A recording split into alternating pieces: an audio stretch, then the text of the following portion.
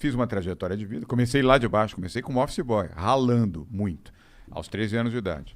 E aí, posso contar isso? Não? Claro, Posso? cara, o tempo é seu, vai. Até pra contextualizar. É que eu não sei que horas que tu tem que ir embora. Na hora que vocês quiserem. Então, a hora que vocês maravilhoso. mandarem embora. Ih, se deu mal agora. A hora que vocês mandarem embora. Então vai lá. Meu pai foi deputado federal, foi caçado pelo golpe de 64, foi pro exílio. Eu fui também, junto com meu irmão, minha mãe. Isso foi em 1964. Eu era pequenininho, tinha 6 anos de idade. Nós ficamos 2 anos no exílio. Depois eu voltei com a minha mãe e o meu irmão, Raul. E nós voltamos porque meu pai já não tinha mais dinheiro para nos sustentar lá fora. Então, tivemos que voltar. E aí foi uma fase dura da nossa vida, Monarca, muito dura, porque naquela época as mães não eram educadas para trabalhar, enfim, eram educadas para serem mães. Perguntar para a avó de vocês, Sim. Não sei se elas estão vivas, as avós de vocês, elas foram educadas para serem do lar, para serem mães, né? Mulheres, esposas. Então minha mãe voltou, minha mãe não sabia o que fazer e tinha muita dificuldade. Então eu fui trabalhar logo cedo. Aliás, eu nunca esqueço esse número, eu bati em 13 portas.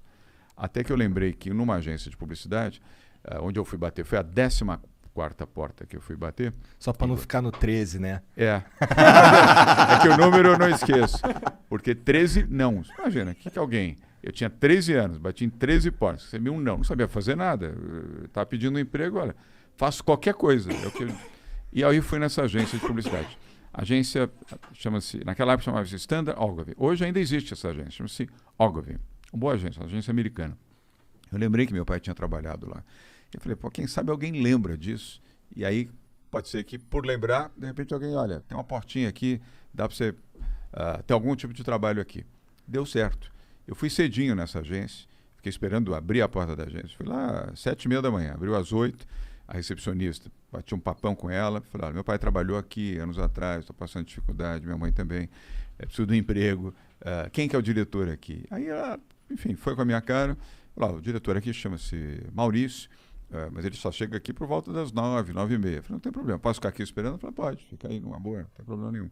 De fato, ele chegou 9h30, ela, amiga da secretária dele, negociou com ela e ele me recebeu. Nunca mais esqueço desse homem. Aliás, ele era egípcio, chamava-se Maurice Cohen.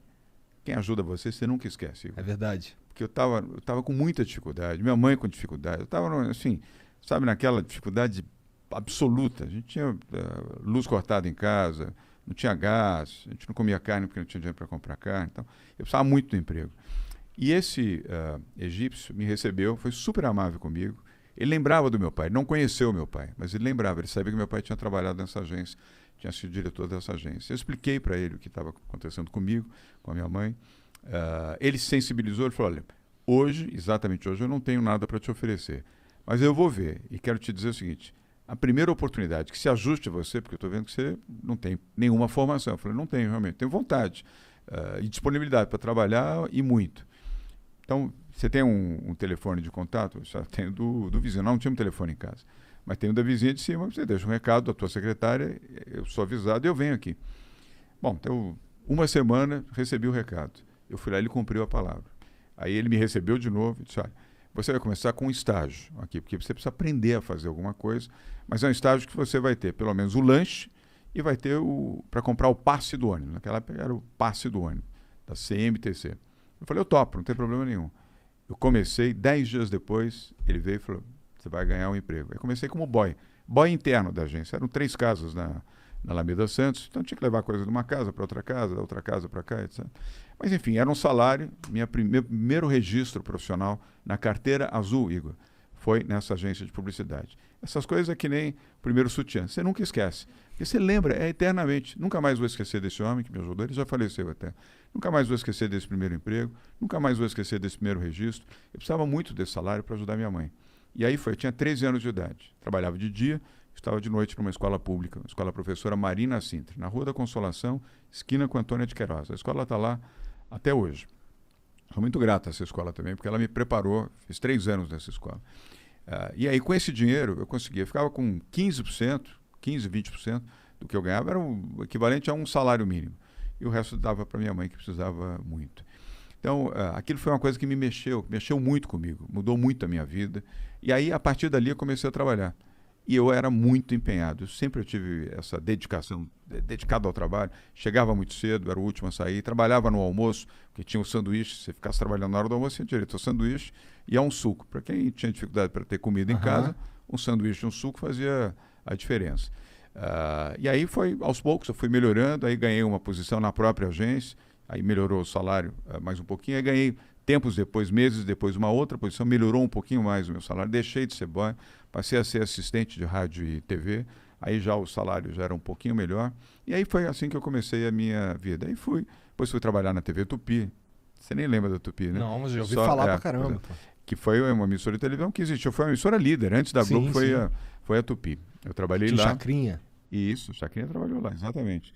E o programa de Silvio Santos começou na Tupi. Aos domingos. Eu não sabia. O programa de Silvio Santos era aos domingos. O domingo era do Silvio Santos, na rede Tupi de televisão, Chacrinhas, novelas importantes, muito tempo depois que veio a Aí tu já estava uns 20 anos, talvez? Não, antes. Eu comecei com 13, eu fui para Tupi com 17. 17 Cara, anos. você começou bem novo a trabalhar, né? 13 anos. Muito, né? comecei com 13. Sim. Eu fui para Tupi 16 para 17 anos. Né? E aí na Tupi também consegui uma boa posição, o salário melhorou, aí fui para a área comercial, aí comecei a ganhar dinheiro na área comercial. Igor e Monarca. Por quê? Tinha comissão sobre o que se vendia. E aí comecei a poder ajudar um pouco mais minha mãe. O dinheirinho já era um pouco melhor. Eu adorava trabalhar. Tu ficou bom nisso? Eu gostei. Aliás, acabou marcando a minha vida. Foi isso que eu acabei fazendo a vida inteira. Foi atuando na comunicação, na comercialização de projetos. Tá um pouco do que vocês estão fazendo aqui. As chamadas que você fez, Monarca, era aquilo que a gente vendia na televisão. Pode crer. E aí foi. Aí comecei minha vida. Comecei muito de baixo, com muita dificuldade. Mas depois perdi minha mãe. Infelizmente, minha mãe se foi muito cedo. Mas eu segui a minha trajetória. E aí, tempos depois, que eu consegui formar, vamos dizer, um pouco de patrimônio, melhorei minha vida. E aí, muito tempo depois, tomei a decisão de vir para a vida pública. Eu gosto da política. Lembrei do meu pai já é falecido, minha mãe também. Lembrei do que ele fez. Falei, vou homenagear meu pai. Vou homenagear meu país, eu gosto do Brasil, eu quero ajudar, se eu puder ajudar, como eu ganhei dinheiro, fiz um patrimônio razoável, falei, eu vou ajudar. Aí resolvi ser candidato a prefeito da cidade de São Paulo. Olha que vontade de tomar bolachada. Para disputar com Fernando Haddad. O Fernando Haddad era prefeito de São Paulo. Estava disputando a reeleição. Ele disputando a reeleição e eu a eleição. 2016, Monarca, 2016. Primeiro, prévias do PSDB. Você vê que eu estou ficando especialista em prévias, né? Prévias do PSDB. Eu não tinha nenhuma experiência na política, nenhuma experiência no PSDB, embora fosse filiado desde 2001.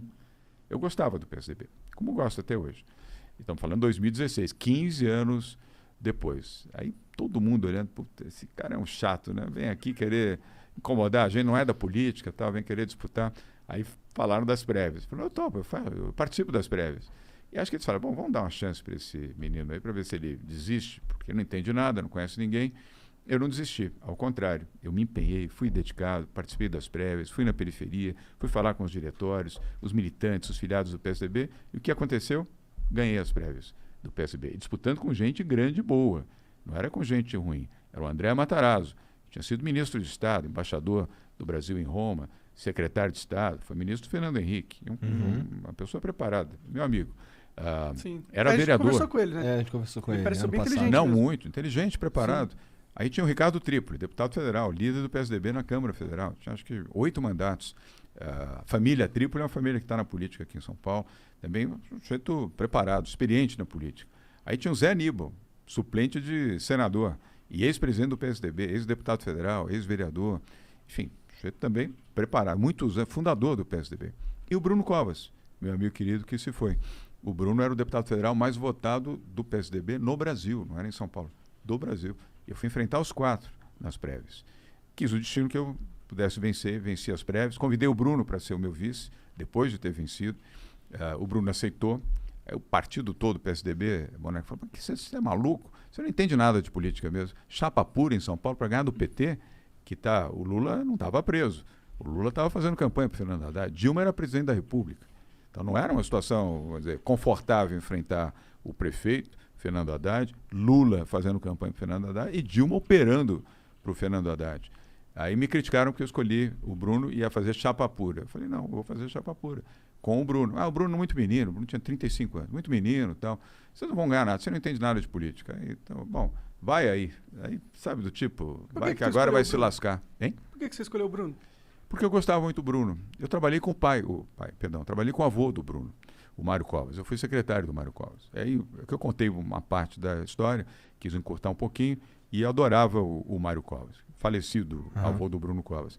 E eu conheci o Bruno menininho, cabeludão e tal. E sempre gostei muito dele, como gostei muito do Mário e da dona Lila, a avó dele e do avô. E eu gostava do Bruno. O Bruno sempre foi uma pessoa sincera, aberta, com atitude, com personalidade. E aí convidei o Bruno. E ganhamos as eleições em primeiro turno.